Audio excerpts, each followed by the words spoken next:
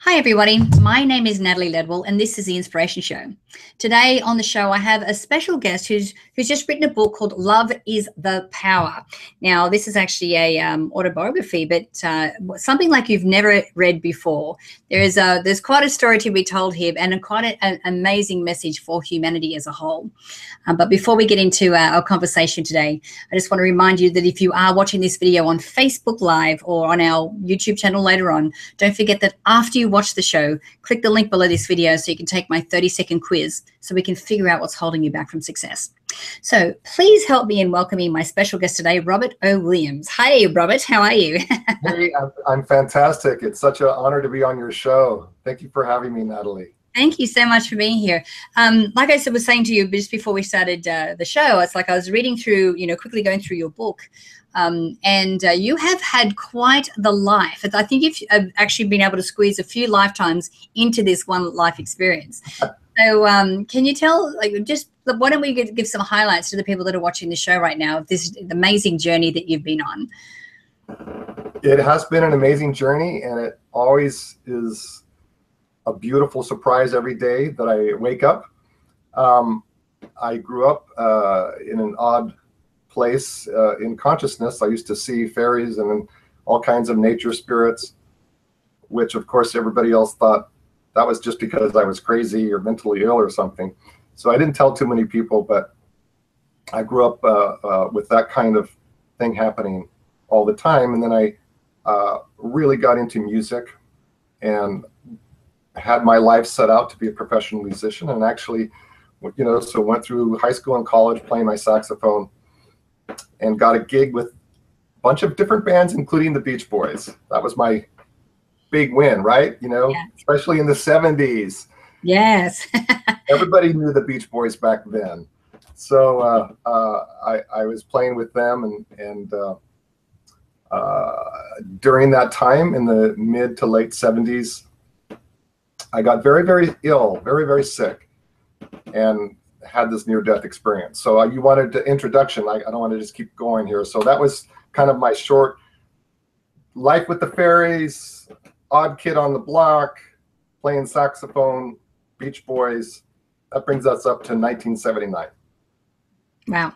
So I want to just, for anyone that's watching the show, and I know that I've had guests on in the past, and I was actually just talking about this last week, how I seem to have a run of guests who, and you included, who had some kind of ability. I had a woman on here who could see ghosts. I had a person who was a medium. I know yourself, you could see fairies and so forth. But they had some, ones that were younger, had these abilities, but then for whatever reason, whether it's because people thought they were crazy or they were shut down, it kind of went dormant for a while. But then an event happened for them in their early 20s that helped to waken up. So tell me a little bit about the near-death experience. Do you think that the reason you had that was so that you could awaken these gifts again in you? I do, but not in the sense that I feel like I'm the only one or I was special. In fact, just the opposite. I felt the experience. So your audience knows about near-death experience. So my heart had stopped, my breath had stopped, and yet I was conscious and I was in a different dimension, and actually various dimensions. So the most profound experience, or the most profound statement I can make about that experience, was that it wasn't me, it was us. It was all of us. And that the essence of life itself, the essence of consciousness itself, is a unified field. It's not, we precipitate and we condense energy and matter in a very wonderful and mysterious way so that I can be talking to you, and we have, different bodies, different locations, different stories, different backgrounds. But at the essence, my direct experience was of unity, was that there is one loving, all-pervading consciousness. And from there, it's like one root and the many branches and the many leaves and the many fruits of the tree that look different on the surface, but have the root from the same source. Right. You know, I've just recently, I work with Dr. Joe Dispenza, who, and most of our community know this, and we threw at the advanced workshops, you know, meditating for 5 days at different, you know, varying levels and lengths of meditations. And our purpose is to connect to the unified field, which is exactly the term that he uses, Okay. so that we know what it's like to be one with everyone. And from that field of infinite possibility, you know, to be able to create from there. So I feel like maybe that event opened up a spirituality for you. Did you have some form of that while you were, you know, touring and in the 70s, touring with the Beach Boys? You know, I did, and this is the cool thing. One of the most famous Beach Boys songs is called "Good Vibrations." Mm-hmm. You're probably too young to remember, but "Good Vibrations" was a #1 hit for a long time, and it's a great song. And when I was with the Beach Boys, not all the time, but often we'd play that song, and the whole audience and everybody there, the workers at the ticket booth, everybody was in this higher vibrational zone of consciousness. Mm.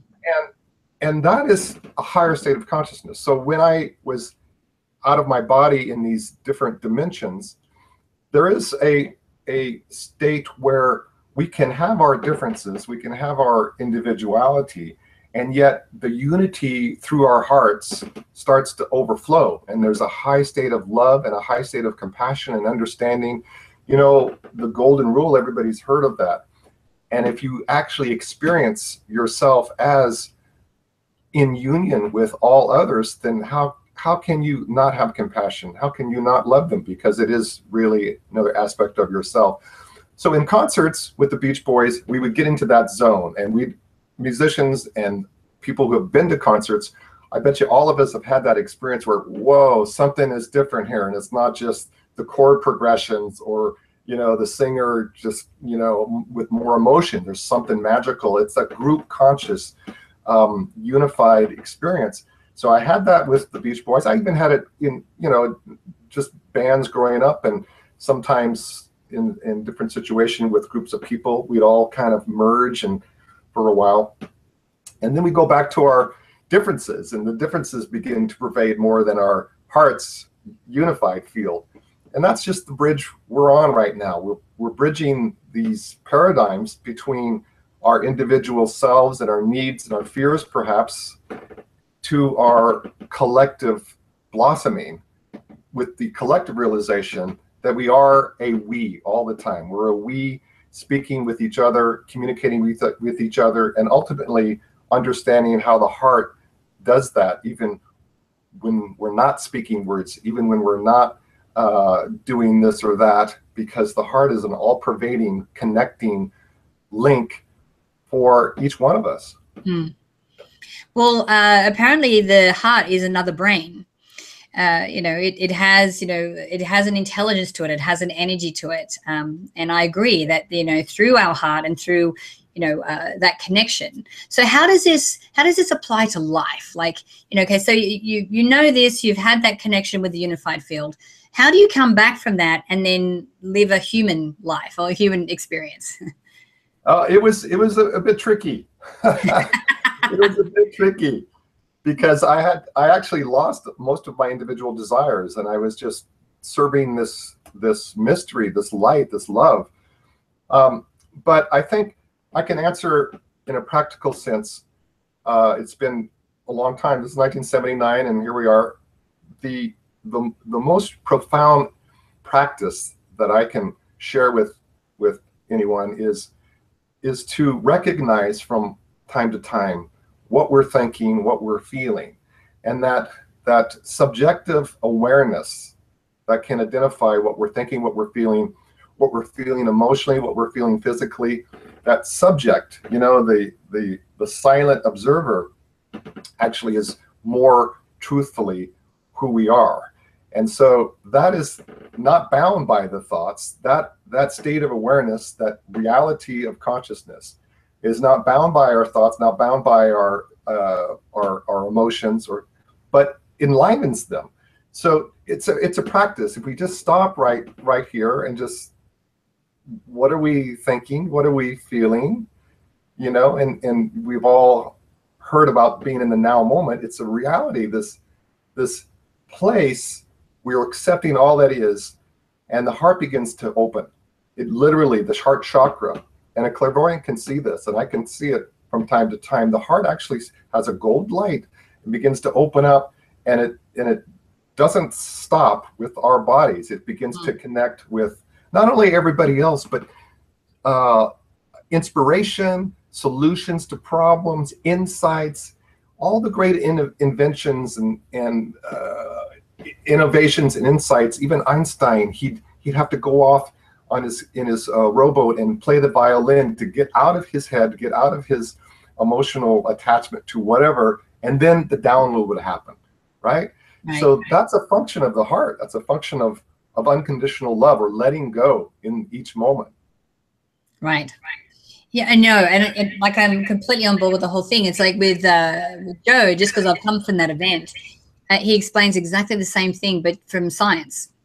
Yeah. And it's amazing how, religion, science, spirituality is kind of all melding into this one ball of awesomeness and a ball of love that we can understand, the true essence of who we are, and then have, like you said, have that compassion, have that empathy, have that ability so that permeates in your relationships, in your conversations, how you are with other people. So tell me a little bit more about the purpose behind writing your book. What is it that you're hoping the reader will get from reading it? To realize that love, there's a state of consciousness that I define in the book as love. It's not something we do, it's actually something that is. It is not something that we effort to try to realize. It is actually something that when we release, and you can even say just accept everything for this moment, what it is, we actually realize that this is the baseline for our very selves and for all of creation. It doesn't have to be, it doesn't have to be a near-death experience or anything too dramatic. It could be very subtle, but also just kind of a sudden realization that, oh my gosh, we have this field of information. We have the solutions to our problems. We have the love that is required to heal our wounds and to heal the suffering, even the cruelty. So the purpose of writing the book really was, I have a friend also in Australia who said, hey, you would listen to my stories and say, hey, mate, you got to write it down. So really, it was as simple as that. It wasn't like a big deal for me, but it's turned into a wonderful opportunity to connect with people like you.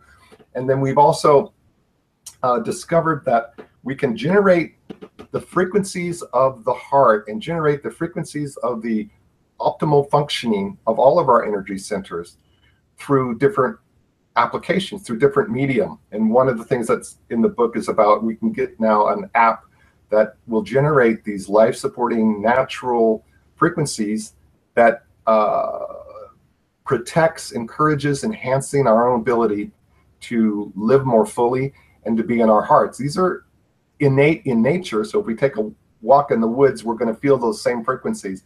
Now we've been able to figure out how to broadcast those frequencies to a cell phone. So that's kind of cool, and the book talks about that in a little bit more detail. Yeah. Now, I know, like I was mentioning before, another way that we can reach this unified field in this place of love is through meditation. And I know that you are a proponent of transcendental meditation, or TM. So have you done other types of meditations? Like, I'm just wondering what sets TM aside from the others, and why do you like it so much? I've tried just about every one of them. There was a period where I was just exploring all kinds of techniques. Transcendental meditation, I like it because of that word effortlessness. If you're meditating, if you're doing TM properly, it's not something that you concentrate. You don't use your mind, actually. You don't use any kind of effort. That's the key word. It's just, you close your eyes, you notice that there's thoughts. The thoughts come effortlessly. You replace the thoughts with your mantra, with that same ease of witnessing, just how thoughts come and go. And the rest is automatic. So it actually, without effort, expands your awareness, and you begin to see that the seer is greater than these objects of perception. So it's a very simple. That's why I like TM. I mean, the others are great too. I don't dog any of them. Anything that's kind of makes us take a pause once in a while and just be with ourselves, I think is a good thing. Right. Now, I know that you also have an app that is connected with the book as well. So tell me a little bit about that technology, because as far as I know, it's designed to help increase our happiness, right? It's designed to release the interferences to our own hearts. Right. And that ultimately will bring happiness, not because we're trying to be happy. It's because, we're happy automatically from, even if we are having a hard time. Happiness just comes and goes. I have an 11-year-old daughter, and she's going through she's almost 12, and there's all kinds of changes going on. But if I just, watch her, which I do a lot, there will be moments where she's just laughing.